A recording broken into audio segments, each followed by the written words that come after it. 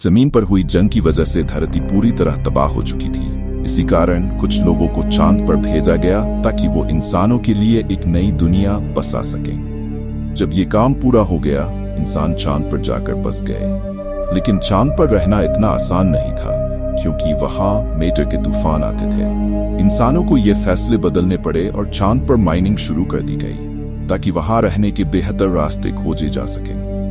बहुत से लोगों को माइनिंग के काम में लगाया गया, जिन्हें माइनर्स कहा गया। साथ ही ये नियम भी बना कि माइनर्स अपनी फैमिली के साथ ही चांद पर रहेंगे। अब हमें माइनर्स के बच्चे दिखाए जाते हैं जो चांद पर पैदा हुए थे।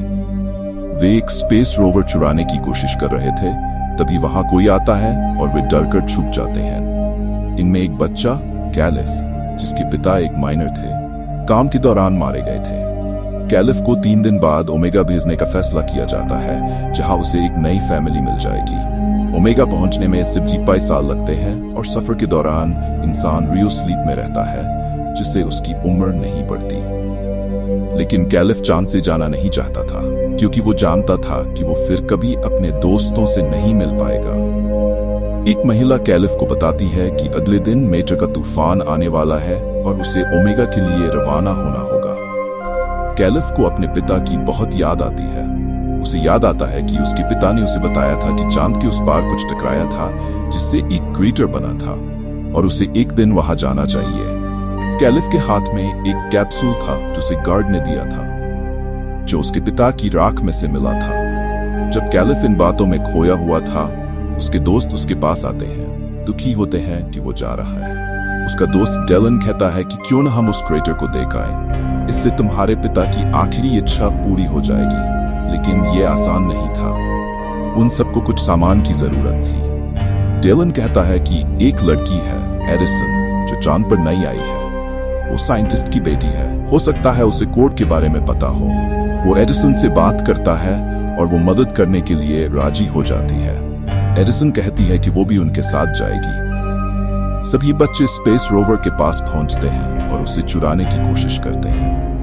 कैलिफ अलार्म को बंद कर देता है ताकि किसी को पता न चले, और एडिसन द्वारा दिए गए कोड से दरवाजा खोलता है। रोवर को डेलन चलाता है, क्योंकि वो ड्राइविंग जानता था। ये सब पहली बार चांद की सतह को देख रहे थे। सब खुश थे, लेकिन उन्हें मेटर के तूफान से पहले वापस लौटना था। सफर के दौरान कैलिफ अपने पिता की बातें याद करता है, कैसे लोग चांद पर माइनिंग के लिए भेजे गए थे। एडिसन कहती है, तो क्या हुआ, 35 साल की माइनिंग ही तो करनी है। तब डेलन समझाता है कि अगर माइनिंग के दौरान कोई मर जाता है तो उसके बेटे को उसकी जगह लेनी होती है। अब आगे का सफर उन्हें पैदल तय करना था। एडिसन का स्पेस सूट थोड़ा अलग और बेहतर था।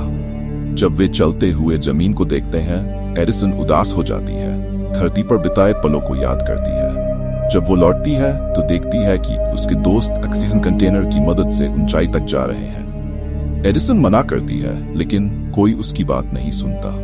अचानक कैलिफ का एक दोस्त कंटेनर से बंधी रस्सी टूट जाने की वजह से स्पेस में दूर जाने लगता है। सभी उसे बचाने की कोशिश करते हैं और सफल भी होते हैं, लेकिन इस प्रक्रिया में उनकी बहुत ऑक्सीजन खत्म हो जाती है। कैलिफ को याद आता है कि एक दोस्त ने कहा था कि पास में एक आउटपोस्ट है जहां ऑक्सीजन मिल सकती है। हालांकि एक दोस्त मना करता है, क्योंकि उसे डर है कि वहां भूत रहते हैं। फिर भी वो सब आउटपोस्ट तक पहुंचते हैं। वहां अंधेरा था, पर छायां दिखती हैं, जिससे सभी डर जाते हैं। लाइट्स ऑन करने पर पता चलता है कि वो इंसान नहीं, पुतले थे। ये एक मॉडल हाउस था, जहां इंसान चांद पर रहते। वहां उन्हें थोड़ा खाना और ऑक्सीजन मिल जाती है। रात गुजारते वक्त डेलन अपने पिता के बारे में बताता है और एडिसन अपने माता पिता के तलाक की बात कहती है। सभी सो जाते हैं, लेकिन कैलिफ और एडिसन जागते हैं। कैलिफ एडिसन से वादा लेता है कि उसके जाने के बाद वो हमेशा डेलन का साथ देगी। अगली सुबह उनकी रोवर की बैटरी खत्म हो जाती है और ऑक्सीजन की भी कमी हो जाती है। अब एडिसन सिक्योरिटी अलार्म बजा देती है ताकि उन्हें मेटर की बारिश से पहले बचा लिया जाए। सब जल्दी से क्रेटर तक पहुंचते हैं, जो बहुत बड़ा था। वहां एक बटन दबाने से जगह बदल जाती है, जैसे वो लोग अब धरती पर हों। कैलिफ को वहां अपने माता पिता की राख और तस्वीरें मिलती हैं, जिसे देखकर वो भावुक हो जाता है। उसे समझ आता है कि उसके पिता चाहते थे कि वो यहाँ आए। डिलन कहता है कि उसके पिता ने जानबूझकर अपनी जान दी ताकि कैलिफ को ओमेगा पर भेजा जा सके और बेहतर जीवन मिले। तभी उनके एक दोस्त की तबीयत बिगड़ जाती है। सभी उसे रोवर तक ले जाने की कोशिश करते हैं, लेकिन मेटर का तूफान शुरू हो जाता है। एडिसन का हेलमेट टूट जाता है और वो बेहोश हो जाती है। कैलिफ और डिलन उसे बचाते हैं, लेकिन डिलन गिर जाता है। हालांकि कैलिफ उसे भी बचा लेता है। वे रोवर में लौटते हैं, लेकिन खिड़कियां टूट चुकी थी और ऑक्सीजन खत्म हो रही थी।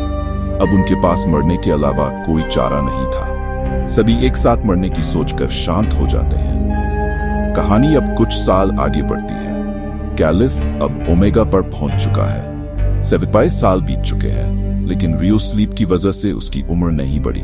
उसे अपने दोस्तों के मैसेज मिलते हैं जिसमें वो जानता है कि उस दिन सभी को बचा लिया गया था। उसके दोस्त अपनी बाकी की जिंदगी जी चुके थे।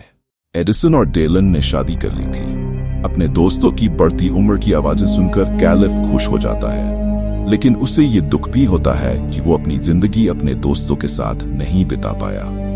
ओमेगा प्लेनेट पर कैलिफ को एक नई फैमिली मिल जाती है।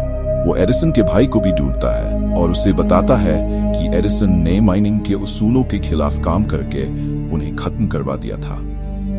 इसी के साथ इस फिल्म की कहानी खत्म हो जाती है।